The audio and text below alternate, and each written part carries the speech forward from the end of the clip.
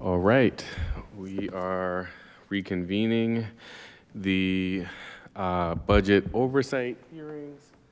For the record, I am your acting chair of the Ways and Means Committee, Councilman Burnett from the 8th District.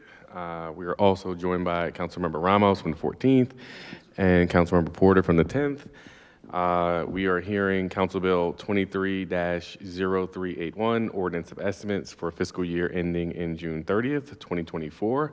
And before us, we have the Office of Equity and Civil Rights, and you're welcome to kick us off, Director Moore. You gotta press the little talk button. Yes. Yeah, there you go. These fancy boxes here. Good afternoon, Mr. Acting Chair and members of the City Council who are present. My name is Dana Peterson Moore. I want to thank you for the opportunity to present the Office of Equity and Civil Rights fiscal year 24 budget and to address any questions you might have. It is a great honor to serve as the City of Baltimore's Chief Equity Officer and Director of the Office of Equity and Civil Rights, positions that I've held since April 2021. I want to start by sharing that the office is strong. We are fully functioning and functioning well to meet our mission. We do so every day with not just a great sense of purpose, but also with cohesion, collaboration, and joy. We like what we do. We have fun doing it. We are growing both in numbers and mission. We are here to seek your approval of an overall fiscal year 24 budget of $5,850,668. This represents a $2,529,099 increase, or that comes to about 76% increase over our fiscal year 23 budget. I will tell you that a couple of us had a little, we weren't so sure that that was actually the number, so we ran the numbers a couple of times, and it is indeed a 76% increase. And that is accounted for primarily by the addition of the Police Accountability Board, which we've had a lot of discussion here in this chamber. You all were very instrumental in helping us create that board, filling that board, and making sure that the supplemental funds were approved by the Board of by this body and by the Board of Estimates. It also represents an increase of about $500,000 to actually stand up and make official the equity division of the office. The city has been trying to deliver equitable policies, procedures, advances, and through my office, but we've been doing it by moving money from this section to that section, and it's never been its own service. This budget will make that official, and we're pretty excited about that. With that change comes 3 new positions for the equity work. We also are receiving $25,000 to help stand up an equity study and plan for the entire city enterprise. Something that's overdue. So with me today, to my right is Lisa Kelly. She is the agency's Chief of Investigations. To her right is Khadijah Fairmont, our agency's Chief of Staff. I believe right behind me is Tyler Schnella, who is perhaps our newest employee in the room. We've got a few more coming, who is our legislative policy analyst. Keem Kirk is our agency's Chief Financial Officer, and Jordan Berry is also one of our data analysts. I don't know that we'll have time to talk about it, but if we do, Jordan can talk with you about the equity dashboard that he's developing for the entire city. Also recognize some of our supervisors, Danielle Burton, Marielle Shatinia, Araceli Stafford, and Viola Willems.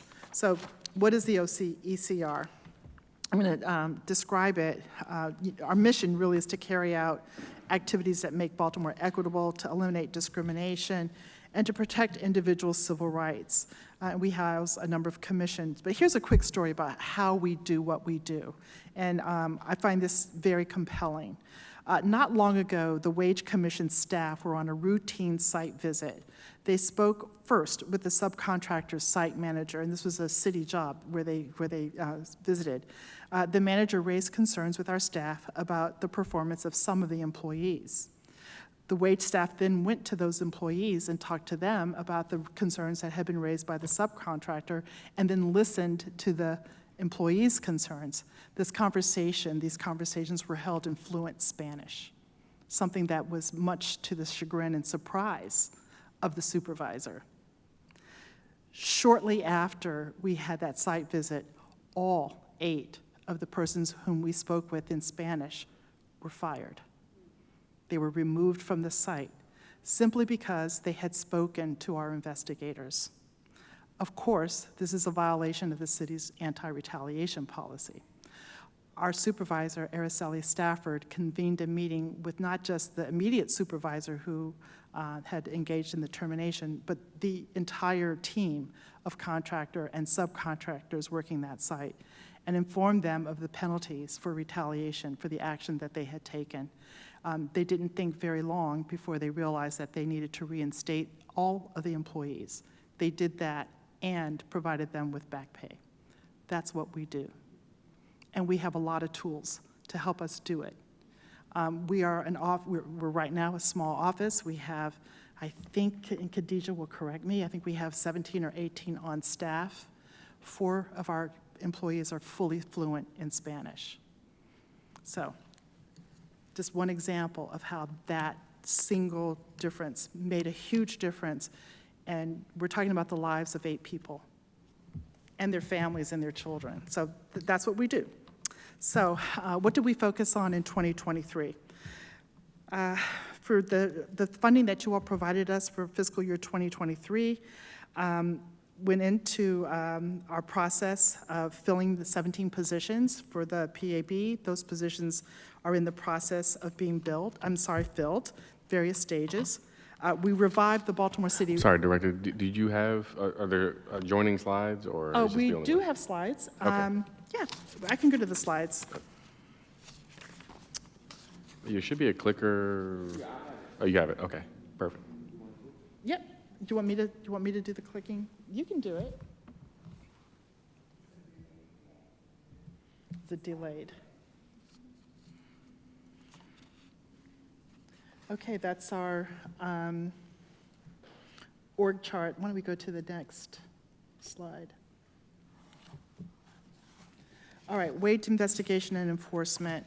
We did change the measures more from, how many cases would you handle to a greater focus on results. So, let me see. I actually can't see that far. So for the Wage Commission, oh gosh, yeah, thanks, even better.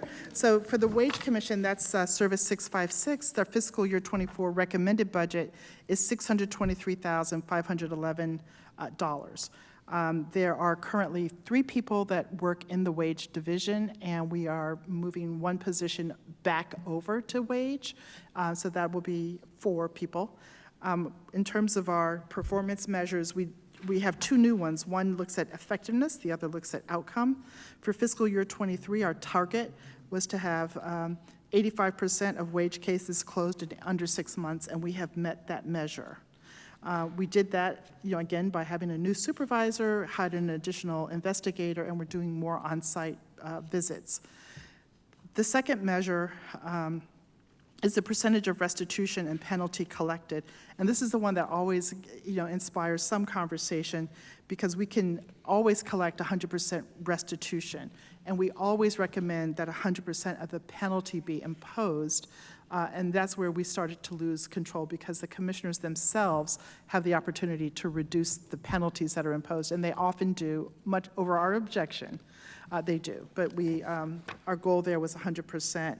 And we've achieved that. If we can go to the next slide.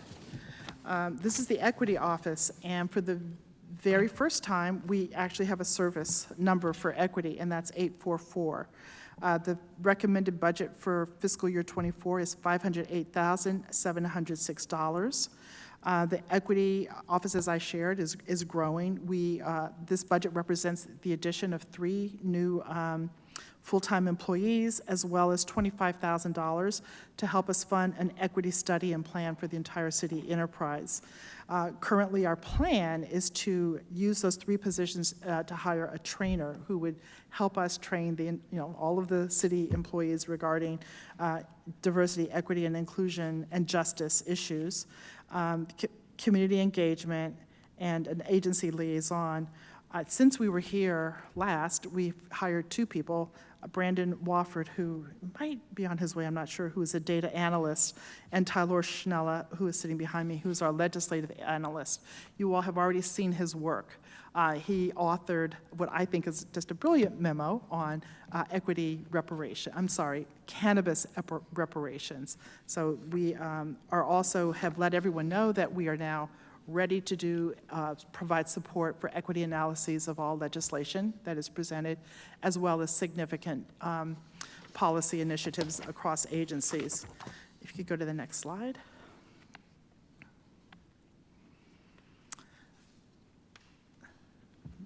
So Service 846 represents our work with respect to the Community Relations Commission. There we're seeking a budget, recommended budget of $1,617,201. This budget allows us to transfer two positions from the Equity Division and put them back into the CRC. This is an office where there was a lot of pull from CRC to stand up the equity work, and this will be much more fully staffed.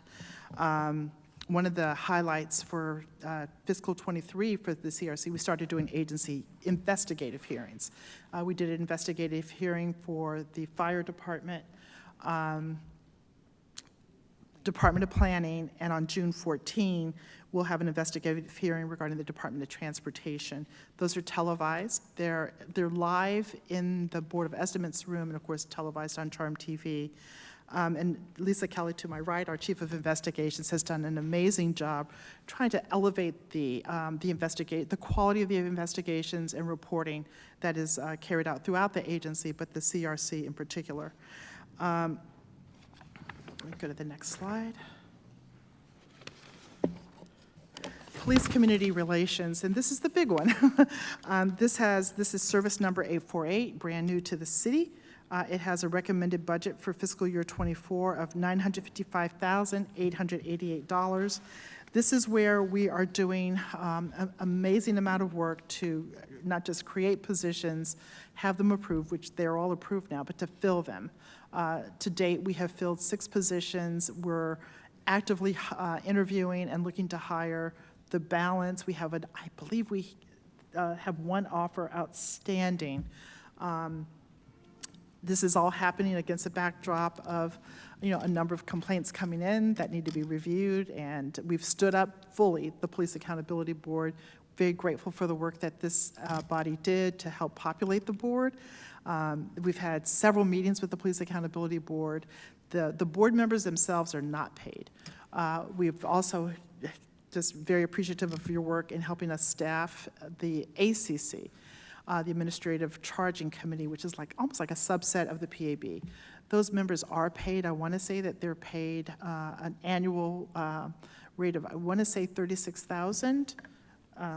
$36,000, and they are fully in place and ready to work. Next. Wait a second. So what I just did, the $955,000, that's for the Police Community Relations. That's really the CRB. Go to the next page, which is the Police Accountability Board. And that's service number 849. That's where the big budget bump is. That's $2,145,362 for fiscal year 24. And this is where the bulk of the work on police accountability will be done. This Civilian Review Board, which we just talked about, we need to get new board members. There's not getting that many complaints. By sharp contrast, the Police Accountability Board has, we anticipate there will be about 750 complaints coming in. We learned yesterday that we can expect an additional 150 complaints that are arising from police officers that are involved in auto accidents that were, quote, avoidable. So we just learned that yesterday. We will be getting those where police officers involved in those accidents are subject to discipline. I think those are all the slides that we have. And so stand ready for questions. All right, thank you. And I would note that we've been joined by our Council Vice President Middleton. Thank you for joining us. Yep. Okay, well, the first I just wanted to, oh, I'm sorry, Mark, my bad. Mark Conway has also joined, Councilmember Mark Conway has also joined us as well. I thought you were here earlier, I'm sorry. He's everywhere. I see. He's ever present. I want to start by thanking your office for being a good partner on the Baltimore City Human Trafficking Collaborative. With that being said, had been recent statute changes to labor trafficking at the state level. Can you speak to if you're getting any tips or referrals pertaining to labor trafficking? I know this was asked in the last round of budget hearings. And if you haven't, that's fine. If you have, if you could provide some of the data for us. Mm-hmm. So I'm going to pass it over to Chief Kelly in a minute, but I think the answer is no, we haven't gotten any active complaints, but it is something that we investigate for. We do look for that. We look for the signs of that when we go on site. Can you hear me? No. Yes. No, oh, you just turned it off. No, turn it back on. It should be red. There you go. Thank you. I can tell you that our supervisor of the wage staff has also began partnerships at the state level to begin that work with labor trafficking and things of that nature. So we have not received any active complaints as it relates to that, but we're beginning a partnership to begin that work. Okay, and if we can be supportive, the collaborative provides training for a number of agencies. We've done that work with the fire department, the police department, the liquor board investigators are trained. It's all under the Tom Stack and the Mayor's Office of Neighborhood Safety and Engagement provides that training. And so we're happy to do that. No, I guess, you said it's a part of the investigations. What does that outreach look like? So we have a lot of literature that we prepared. We received a small grant last year, and we used that grant to purchase or to prepare some handouts that we would give out when we go onto sites, some literature. Our investigators have some awareness of what the telltale signs of human trafficking are and labor trafficking. So we actually had a whole session on this during Civil Rights Week 2022, brought in an expert from, I want to say she was from the FBI, but I could be wrong about that, but someone who was just totally focused on human and labor trafficking. So we did get that training, and so they apply that when they go onto the job sites. But what you're talking about, we accept. We would love to have that more intense, in-depth training. Yes, so that's a yes. Okay, well, we can talk offline and make the connection on that. Absolutely. Committee or members, for the questions, I think for this round, we'll just go to the right of me and then come back. So to Chair Costello's point, so Sharon, you'll get two. Everyone, we'll keep it to one, and then so you'll ask your two, and then we'll go back and forth that way. Councilmember Ramos. Thank you, Mr. Chair. Thank you again, Director, for everything that you're doing. I wanted to just dig in a little deeper about the Wage Commission work. I think you and I had a conversation about a year ago, and I'm really pleased to see that you have staffed up since then to do those investigations. So remind me how many investigators you have? 3, with one position coming over that'll be filled soon. And they are there to, they respond to requests, or, so it's complaint driven, basically? Well, It's more of a hybrid. We respond to complaints, of course, and complaints come into us through a variety of means. We take anonymous complaints. We have a complaint line where... You do have a complaint hotline, okay. Yeah, we do. We receive some by email. Their application, complaint forms on our website. But I really think the best way is being there and going onto job sites. And the story that I told you at the beginning is perhaps our best tool.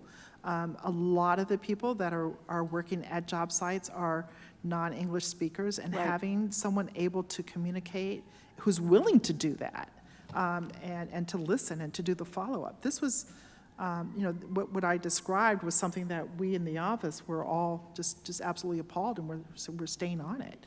But that's really the best way, is to So go the on site. investigators will literally go, oh, there's a construction site, let me go and walk on there. Absolutely. Okay, that's really good. I mean, I shared with you last year too, and I would imagine that you've done some work on those. But I think that that's great, because that's the only way. I mean, so that's good in terms of being proactive. Yeah, thank you. So, yeah. And we've actually had incidents where we went on site and we were told that we had no authority to be on site. And I really, just for anyone listening, please don't do that, because we're going to just be all the more diligent. Right.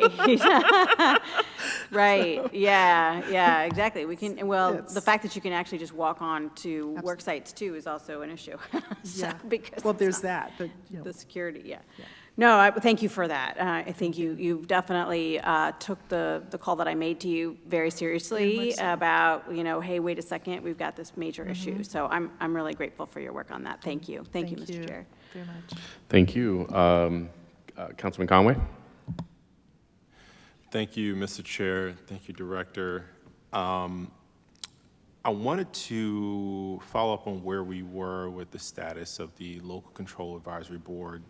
I know the report was due December 31st, 2022. I know there was a whole lot of back and forth in Annapolis on extending that. That did not happen.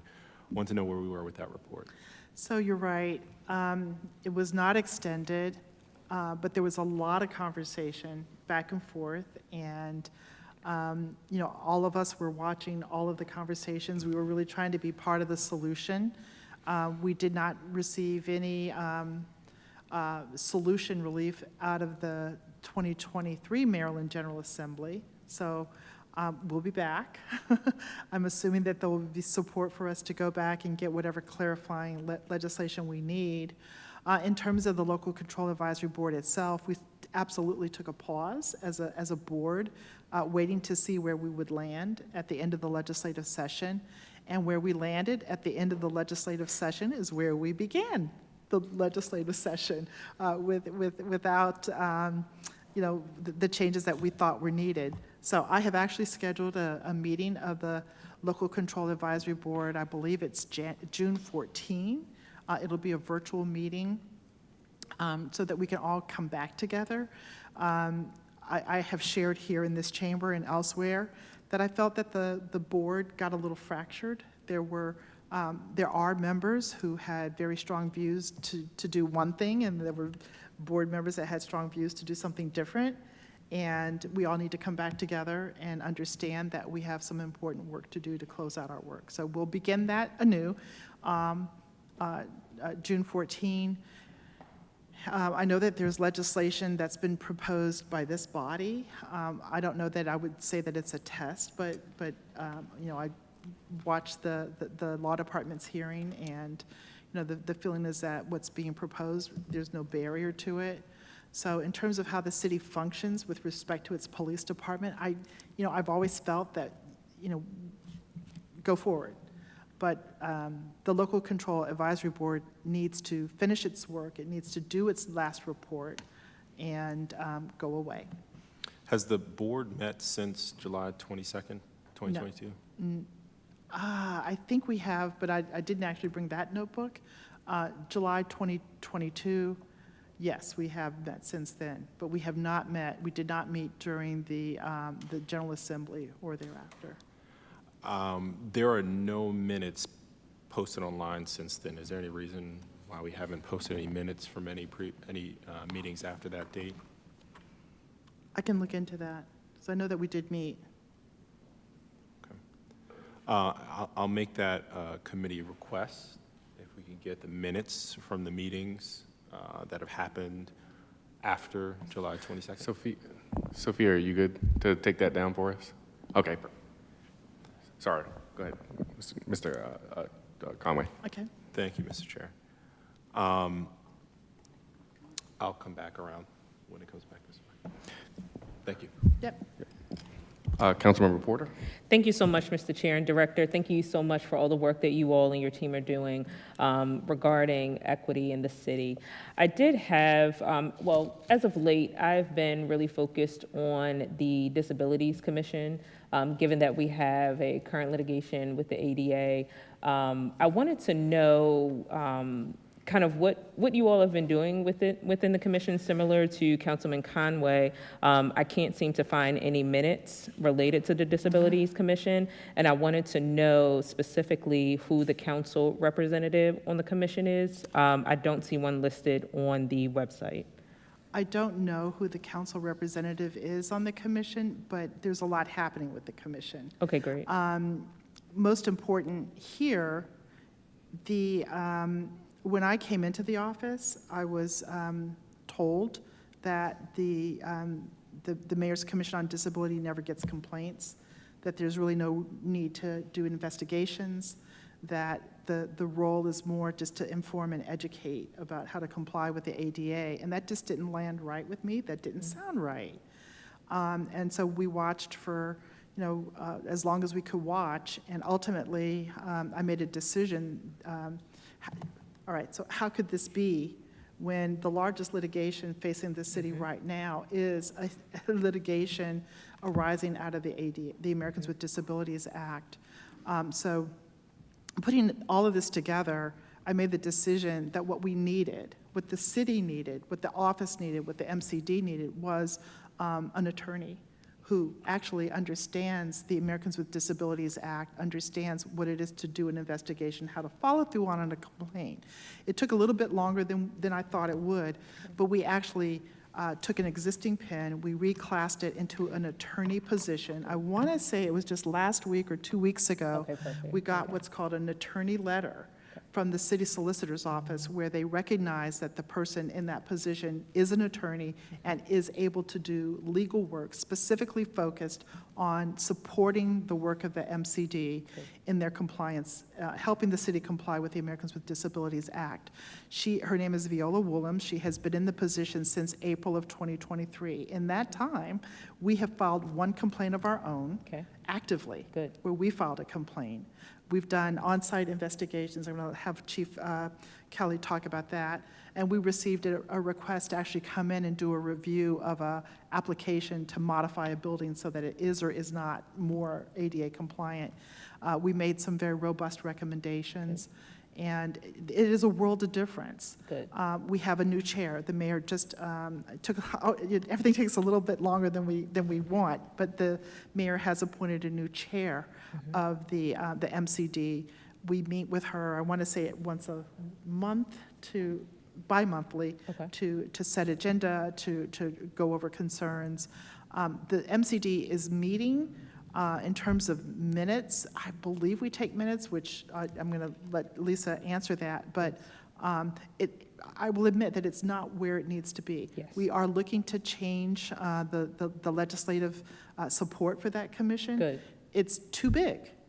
I want to say there are about 30 people 23 people on the board, and probably half of them have never come to a meeting. And I don't want to be viewed as hypercritical, but the reality is the reality. And you can't function if your board is too large and the people that are on it don't come. And we will specifically look to see who is, I don't think that there's a city council representative, but we can address that. So we are going to be coming to you, asking for some legislative fixes to the legislation on the MCD. So that's on our agenda for 24. And on complaints. And to follow up on the site visit, we did a site visit, myself and Council Willems, at the CFG Arena. And so when we went to the site visit, we learned that there was some incorrect signage, and also there was some misinformation that was being provided to the patrons. So we advised them of that, and then they have done, they have retrained staff, as well as they are currently working on updating the signage. So I appreciate that response. I definitely want to kind of know a little bit more about the commission, what's being done. If you could just provide just a few bullet points, one pager of what's being done to date since the new attorney. I'm happy that a new attorney has come on in my district, and I know a few other districts throughout the city. There have been a few housing complaints as it relates to the ADA and compliance with the ADA. And so I'm looking to like get more information about that so that we can properly inform our constituencies. So thank Okay. you so much. Absolutely. Yep, helpful. VP Middleton? Thank you. I, first of all, just, of course, want to thank you for all of your efforts with the Women's Commission and how that was kind of dropped in your lap. And you just, you know, it shows your leadership. You just took it by storm, restructured the whole thing and took your time. And, I mean, the whole process that you used was just very professional, and it just showed your leadership and caring of the importance of that commission. And I'm sure you're probably going to do the same thing with, as just before me, as with your discussion with the Disabilities Commission. I guess it's not a question, but I just wanted to emphasize, I know this department in the beginning was just started with the wage investigation and so on, then the equity piece was added later that you basically developed with performance measures and just had to recreate. And, you know, some things and I guess the council, we had mentioned a little while ago how we're just tired of repeating how the city really needs to reinvent apprenticeships and really get serious with these agencies starting apprenticeships, and we're giving them leeway on how to do that.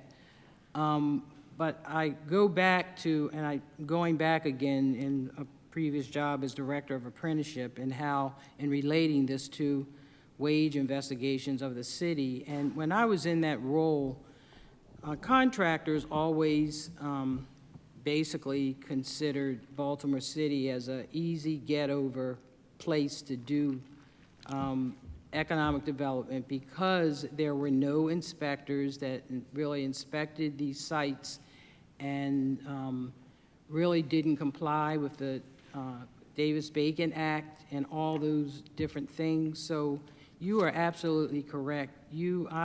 I'm with you when you mentioned how you really need inspectors to go on these sites. And you know, especially now, because we're having so much development everywhere, not just downtown, throughout. Park Heights is starting to bloom, and all of our places.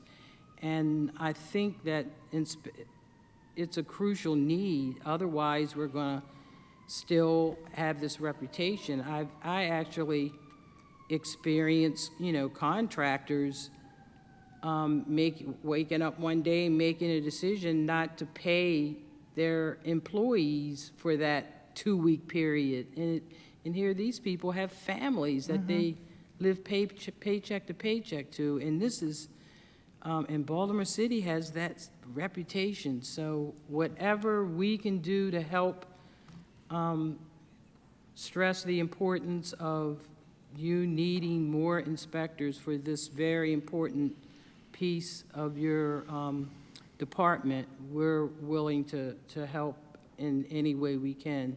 Because it's all, again, it's an equity matter. It's, you know, it stresses all different things. And as my colleague mentioned with disabilities, all these things are related. And it's really time to get a grip on all this. And to have you at the core and at the leadership, and knowing you personally as well, and caring for, you know, the work of this city, I'm sure you're going to really do strides in making this happen, you and your team. And you can comment. Oh, thank you. If you'd like. Thank you. We've worked together, I think, Lisa and Khadijah, to really build a really good team. And we do. We have a really great team. I'm very proud of the folks that, support work at the Office of Equity and Civil Rights. We're working to really change the thoughts about the city and our wage enforcement. We changed how we do prevailing wage. We're really tagging more to the state system. We're working much closer with the unions. We're educating them about what we do, and consequently, they're telling us what they do, so that when we do go on site, we know what's supposed to be happening, and we can see if there's something that's not right. One of the things that we talked about to expand our scope, not our scope, but the depth of our work, is we're talking about how we can actually use union employees, union staff, to help us do investigations. They're interested in partnering with us, and we're looking to see how we can do that in a way that is without conflict. That's always the concern, is that there not be conflict. But we need to increase our numbers, probably 500-fold, really, to really be effective and get everything done that given the amount of work that's happening across the city. Maybe 500-fold is too much, but you get my point. So we're focused on it. We are the work of the Mayor's Commission on Disabilities, that there is not a service number for that. That is, we will be coming back in 2024, hopefully, with a service number. That's our next area. It's a lot to bite off, and it's a lot to chew and swallow. So we're working on it. We're chipping away at it. The Women's Commission, we had their first meeting 2 nights ago. I want to say it was absolutely amazing. Khadijah and Chief Kelly attended, and Khadijah really led it. We had 100% attendance of the board members. We recognized the 4 of you, women members of the city council, who you were doing budget, so there's no way you could be there. But they came up with their own list of things that they want to focus on. It's an amazing group. Just organically, we all shared our personal stories about why we wanted to be part of this, and you would have been moved. I think there were some tears that were shed because of the importance of the work. And last night, the State Women's Commission met, and our commission, the City Commission, elected Khadijah Fairmont to speak on behalf of the City Commission, because we don't yet have a chair. We don't have a board chair. So Khadijah spoke last night about the work and the work that this council did to help us stand up the commission and what the future looks like for it. And it's just amazing. It was just absolutely amazing. So we're proud of so much of our work. Thank you. In fact, I think it was yesterday, the 4 women on the council had a conversation. We would have loved to have been there to start. And just remember, we can't be there all the time. It doesn't mean that we aren't caring, but please call on us anytime you need assistance with anything, and we apologize, we can't attend all the meetings. Oh, but we knew, and when it was like, oh wait, why did we even schedule it for this night? Because we just weren't thinking about budget, but they were very understanding. We're very understanding, and we will. I think they set the next meeting for June something. So we'll let you know that well in advance, and make sure that you're there and heard. It's a wonderful commission. Thank you. All right, Thank you thank for the service of your whole team. Thank you. They're great. Councilmember Porter. Thank you, Mr. Chair. My last question, Director, is I believe it was a couple weeks ago, we had the LGBTQ office come and speak with us about, some of the issues that they were experiencing throughout the city. Can you speak to how your office is, because I don't want to say leading the charge, but mitigating or adding to the efforts of that office, particularly for private industries. And I'm really focused on the discrimination that's happening at the hospitals, discrimination that's happening at some of our juvenile facilities within the city. So I want to be careful in this, and I'm sorry that I missed that hearing It was for family reasons. But I speak with the director of the LGBTQ office often, and really am very, very supportive of the work. That we try to, our budget's tight too, but we share it as much as we can. And we are aware of what we consider concerning fact patterns of perhaps unfair, uneven treatment of our LGBTQ brothers and sisters. And we are actively considering an investigation and how to advance that in a way that addresses the very real concerns. Okay. Is that, do you want?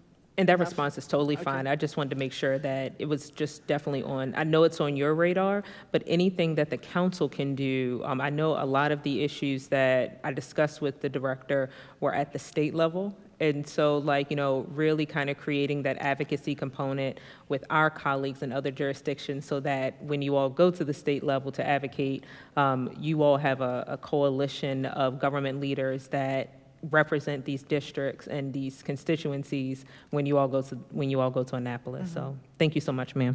Thank you very much, very much. Councilmember Conway?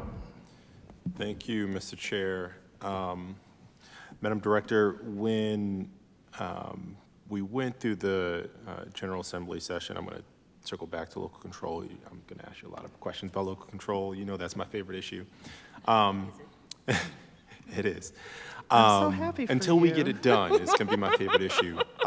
This was an issue in which your office and the council disagreed a little bit about. I was curious in the course of the back and forth on the bills in Annapolis, did you consult the board at all in the recommendations that you made to changes to the bills that were considered by Delegate Smith and Senator Carter? I did not personally consult the board, but the board was very aware.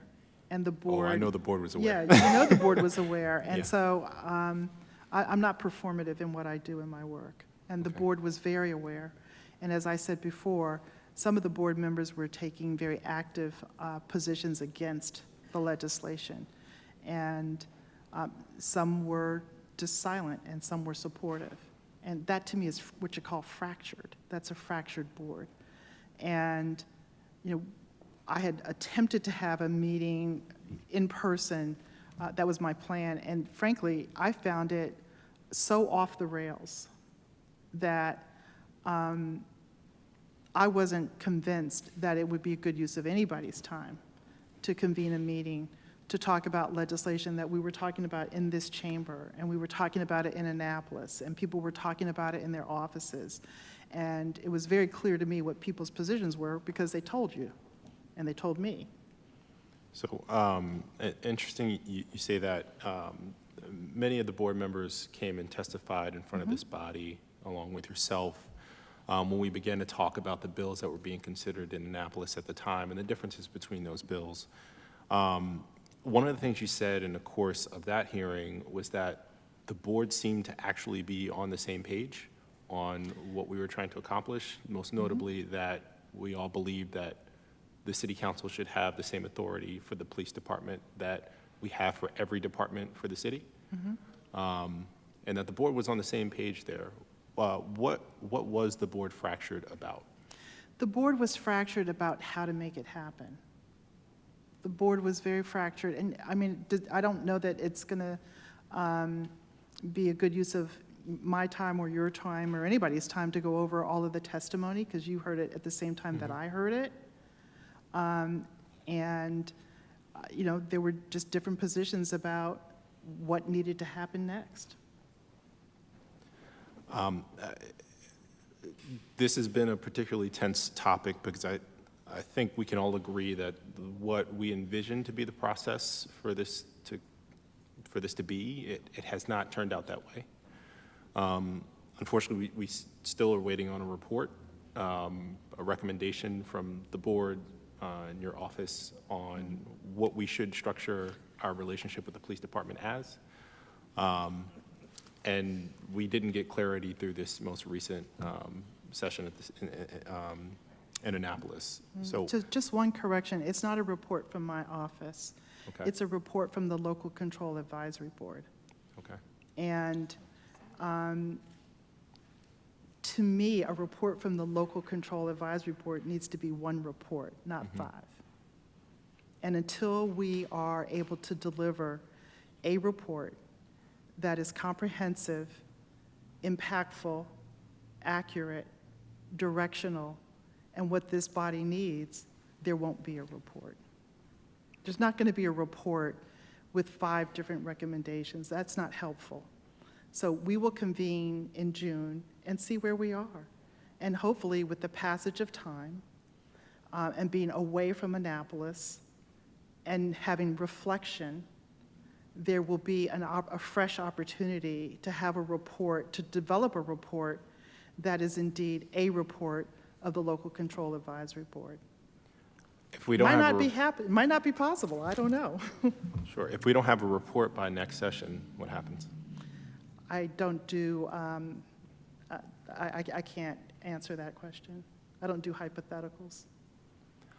I have to live in hypotheticals because we are in a hypothetical right now if we pass a law that affects the police department.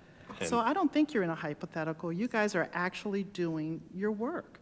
You're actually legislating. no, what And I- you're going to go through your process. I'll and it'll clarify, either Director. you'll either have passage or you won't. But something real and actual will Director, happen. I'll clarify. If we pass a law and we get sued, no one knows what will happen.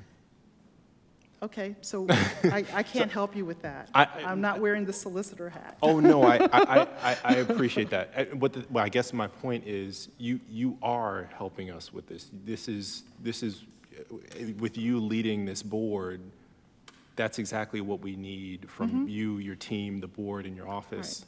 I think I would really, really have loved to resolve all these issues in this last session. I would have as well. We tried. And you know, you and I talked publicly and we talked privately, and there was a lot of shuttle diplomacy back and forth. This issue got so much attention. I really thought that we were going to be able to deliver a solution for this city and for this body. That's where I thought we were going. And as you know, this is one where we were working long into the night and getting up early in the morning and trying to get things done. And it didn't happen. And, you know, I can't pretend that I was anything other than disappointed. And it just never occurred to me that this would be so difficult and that there would be so many, I don't want to say efforts to derail the effort, but it did get derailed. And I was just really disappointed in that. And, you know, I'm not a legislator, I'm not a lobbyist. You know, I take very seriously the role as co-chair of the LCAB. And when I sat right here in that chair and did the presentation that I had spent many, many hours working on and realized that the people sitting behind me were against me, but they were part of my board, that was difficult. That was difficult. So the thing is, they weren't against you. They were against the position that needed, they were against the recommendation to find a solution. And Hey, so I'd wanna pause, because we only have 10 minutes left. If you Sure, could. I'll be tie brief, it up. and I have one more follow-up. We don't need to go down this rabbit hole. But I will say, this is something we need to resolve in this next session. And I agree. I agree with you. I don't like to deal in hypotheticals. We don't want to end up in a situation where we don't have a report, we don't have a strategy, we don't have direction and clarity as a council. And so I would love to make sure that we figure that out as soon as possible. It sounds like we had an answer from the board. The board agreed the direction we wanted to take it, and we would love to get there. there's With definitely a very strong little consensus. muddling. Last piece here, one of the things we needed to figure out was writing the police department into the charter. That was one of the conversations we had.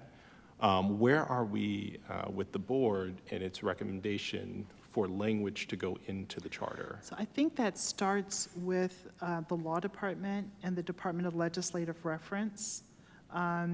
There is already some codification of the police powers. And like I said, I'm not a lobbyist and I'm not a scribe, but I really think that's where it starts, is you pull the, the already existing police powers as they're defined in code, and you pull that and put that in the charter. I think that's where it starts. Personally, I think it's a pretty easy thing to do. But it starts with the Law Department and the Department of Legislative Reference. And then, of course, it would come to this body for advancing through to get to a charter amendment. So are you guys working on the language, or, because the Law Department is not going to work on the language unless one of us asks them to do it, and I can tell you I can't do that because I've tried to. Someone has a topic reserved, I imagine the administration does. Can I get back to you on that? Yes. Okay. So can we, Mr. Chair, as a follow-up, can we get clear next steps on what it would take, timeline, and what it would take to have language go into the charter explaining the powers of the police commissioner and the police department? Okay. Sophia, do you have it? Okay. Thank you. Thank you, Mr. Chair. And Nate, are you good? Do you have that? Okay. You got it. Okay, perfect. Thank you, Chair Conway. Councilmember Ramos? Thank you, Mr. Chair. I'm also aware of the time. I was wondering about the equity plan. I know this is something we talked about as well, so I just wanted to get two things. Familiar with, when you and I had talked about it, it was much more of a grand plan, almost like a strategic plan to get the city, not just the city government, but city itself to be more equitable, meaning, my interest, obviously, is making sure that we're having investment in areas that have been ignored the most, those kinds of things. So, but also looking back, a little bit back to see how we got there, but also, so could you explain to us what this plan is going to look like? Is it just city government? Or is it, because right now it's every department has their own equity plan, which, and then so just give us a little bit more sense of the scope of that work. Pretty broad, very broad scope. So my vision is very broad, and it really is city government that would be impacted by this plan or governed by this plan, only because we don't control private industry, not directly. But my office has been working with two folks from the Kennedy, we are working on an RFI, request for information, that will go out soon, seeking just information on who can help the city develop a broad equity plan. Equity study, where are we now, what's happening? There are a number of agencies that have equity plans, and there's some that are in process, but then there are others that don't. They have some general concepts, but not as robust as like the Department of Public Works. I know Recreation and Parks has hired someone to help them do their own plan. I believe the Fire Department has as well. And of course, the Department of Planning has had a plan for a while. How do all those work together? And then how do we bring in the other agencies that don't have a plan? My office doesn't have an equity plan. We do equity work, but we don't have a plan. So my first goal is to hire someone, is to find someone who could, with some speed, hopefully, look at the whole city, all of the agencies, and assess what's happening within the agencies, and then help us develop a plan as to what needs to happen going forward to make it cohesive, robust. We all have different ideas about how we can bring in private industry to hook them into equity work, but how do we actually do that in a way that is effective? So we do have $25,000 to help us start that work. A number of city agencies, it's going to cost a lot more than that, and a number of city agencies have said that they would help my office fund it. We are seeking private funding. We're seeking foundation funding. The estimate has been about $500,000 to do this study and plan. Been talking about it for a while. The RFI will go out soon. It doesn't cost us anything to issue an RFI. And so that's why we decided to go that route, because, you know, when you don't have nothing, it's good to not have to spend nothing. So that's what we're going to do, and we'll get those responses and, you know, go from there. But I mean, if I'm sitting here asking about a fiscal 25 budget and I don't have something to show you, that would really be something that I would expect you to ask me about. Great, well, I'm glad to know that timeline. Also, I would encourage the office to look at certainly the city agencies, but also look at our policies. Look at what we've been passing, what we passed in the past. Look at tax policy and tax credits and what all of these things have created, which is inequity, frankly, and how that can be, I mean, I have a sense of what it might be, but I mean, there could be other creative ways to address those issues. So I'm just, you know, you've said you're taking a broad brush, and I just am encouraging you to also, you know, to do that. Yeah, and so the equity plan, the large comprehensive plan, is not instead of what's already happening in the agencies, it's in addition to. Sure. You know, it's really trying to create maybe the umbrella for all of the agencies. But we are, you know, all of the work that we're doing with the equity coordinators in each agency, we've been far more robust in our work with them. We have meetings twice a month. One's mandatory, one's optional, but most everybody comes to the optional anyway. We've been doing, we've had 2 retreats where we actually spend the whole day educating the equity coordinators about how to do the work within their agencies and really heightening their awareness. The last one was in March of 2023. So we're on it. It's not a, we're not waiting to do equity work while we're trying to get a plan in place or someone to help us develop a plan. There's a lot that's already happening, so. Thank you. All right, thank you. I had one last question, Director. I know you have to go. I saw the percentage of, you had a slide that talked about the wage theft and the restitution. How much total was paid out to victims of that was collected in the last 2 fiscal years? We collected a total of,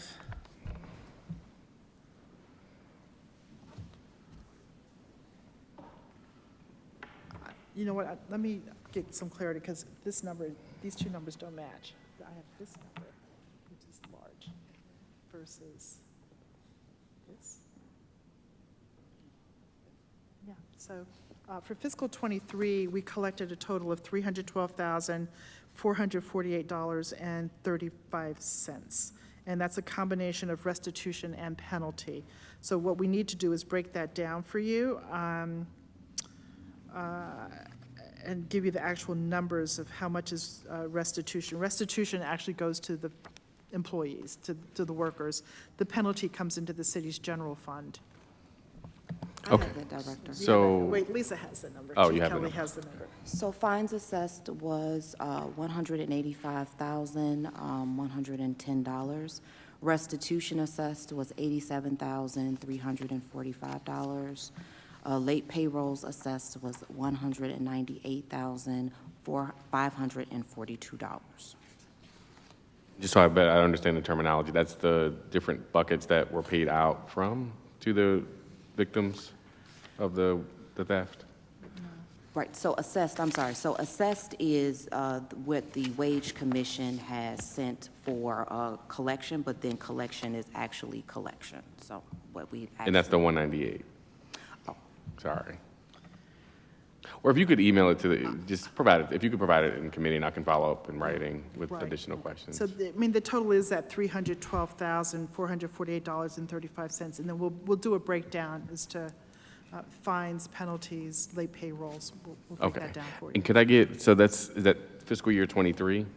Can I also get the same data points for '22? Yep. Okay. All right. With that, we are concluding this hearing. I want to thank you, Director, and to your team for all that you do for the city of Baltimore. Appreciate you. Alrighty. Thank you very much. Thank you for your questions Oh, yeah, thank you. and the words of support. All right. Next, we have the Mayor's Office of Performance and Innovation. And we'll recess for 3 minutes so that